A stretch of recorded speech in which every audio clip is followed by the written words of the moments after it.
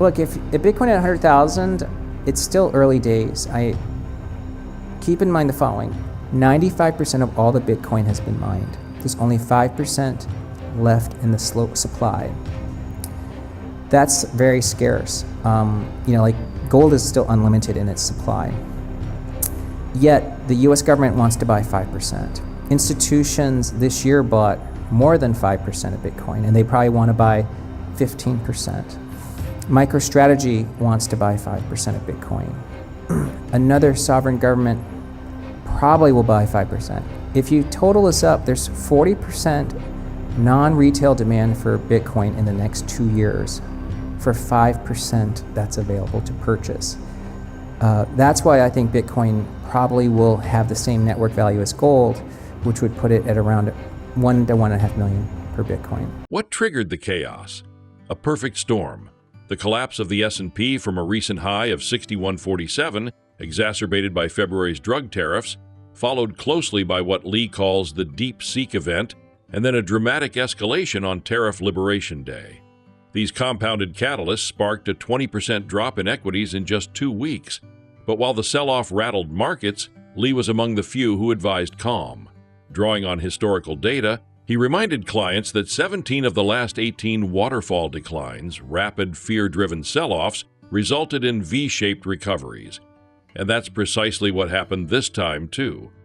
Please take a little time to like this video, subscribe to the channel, and turn on post notifications for more videos like this. You can also check out our other videos on cryptocurrencies and the overall digital asset space and drop your comments and observations in the comments section below. Everything you do helps with the YouTube algorithm and immensely contributes to the channel's growth. Thanks and enjoy the video. April 2nd was a Black Swan event. And it's not the Black Swan movie premiere, but it was an improbable event, as Nassim Taleb talked about. And a Black Swan means something that is not expected to happen, but it has happened. And we know it was a Black Swan event because Nassim Taleb's Universa fund generated 100% return that month. His fund only makes money on Black Swan events, and the last time it made money was COVID. So this was indeed a Black Swan event.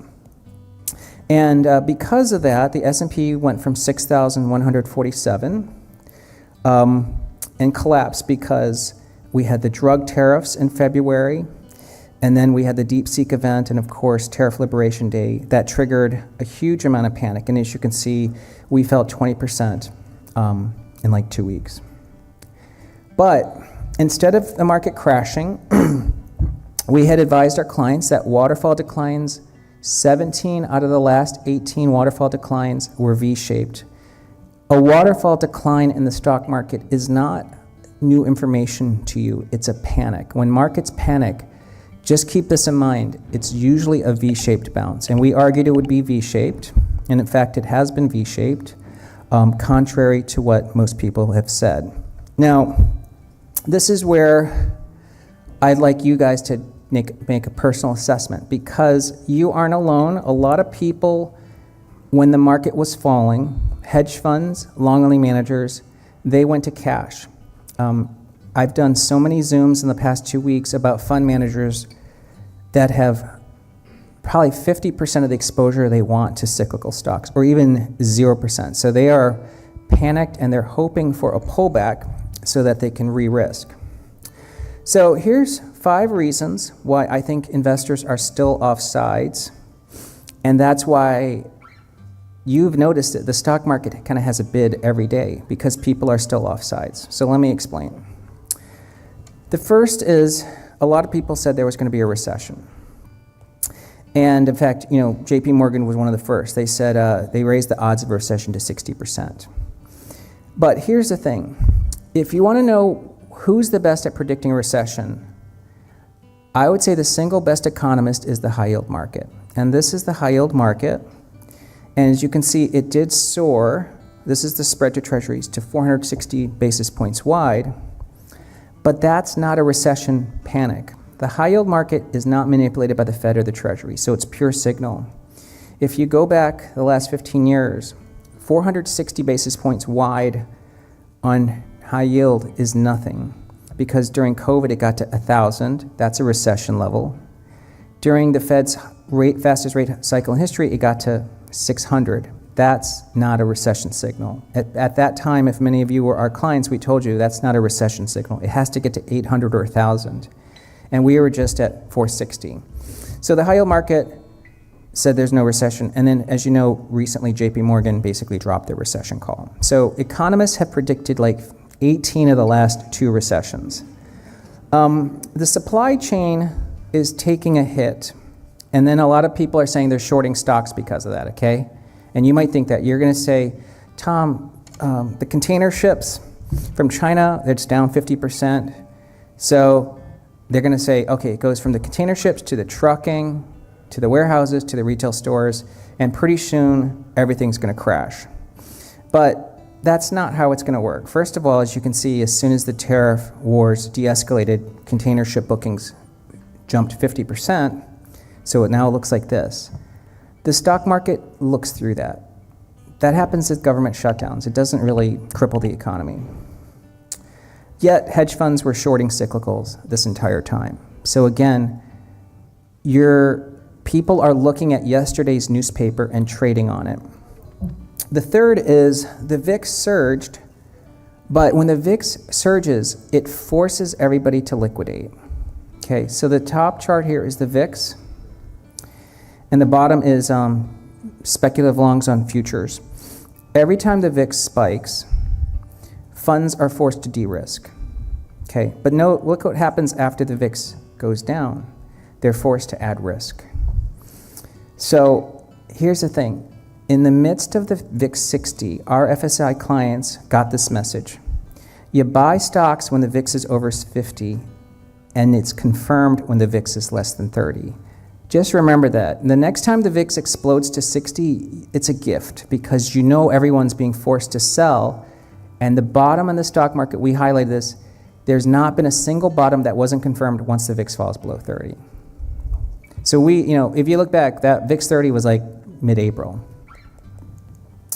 The fourth is, many people say the U.S. is the end of U.S. exceptionalism, like they want to buy Europe. I just had a call with this client. He's so bullish on Germany, and I pointed out to him that German tech stocks are now 50% more expensive than U.S. tech stocks.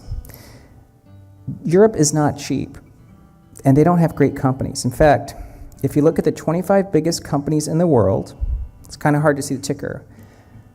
Only 4 of them are not American. I don't see how tariffs, a Fed being slow, people not liking Trump, I don't think how that's going to create 24 great non-US companies. All the best companies are in America. And then retail bought the dip. So if you are one of the few who bought the dip in April, congratulations, because you called it right and you nailed it. And we know retail buying was record during the sell-off. And I can't tell you how many institutions told us that they were shorting that because they want to short retail. They're dead wrong. Retail investors got this right. And yet, now what's happening? Hedge funds are frantically covering their shorts. It's going to take them a long time to cover their shorts. Okay, so now I want to look at 2026. So it's explaining where things are, and I will say, so if you are bearish still, I would urge you to think about 2026, okay? I think stocks are in better shape today than they were in February of this year. So when the market was at its old highs, I think it's actually a better risk reward now. First, we have visibility on the tariffs. So the tariff, if you didn't know what was going to happen in February, now you know what's going on with the tariffs. The second is you have to start looking at 2026. We're in the middle of 2025. The stock market always looks 6 to 12 months ahead. So you want to think about 2026 right now. And next year, we have tax cuts. We have a lot of deregulation in the pipeline. And we have more Fed cuts in 2026. Like the Fed's not cutting now, but they're going to cut next year. And companies are benefiting from freer trade. They're these tariff deals are allowing U.S. companies to have better access to other markets. That's big upside. So if you ask me, I think there's a lot of earnings upside for next year. Tom Lee doesn't stop at equities. He also provides a powerful argument for why Bitcoin is poised for a major breakout. We've recommended a 2% allocation to Bitcoin at a minimum, but we've recently been advising closer to 5%. And if you're younger, 10% I think would be fine. And Bitcoin has 3 or 4 things it really follows, okay? It follows network effects. So the number of wallets and the activity per wallet still explains 87% of the price change in Bitcoin. Bitcoin still follows global liquidity, which I am shocked at, but there's a 10-week lead time. So if central banks ease, Bitcoin follows by 10 weeks.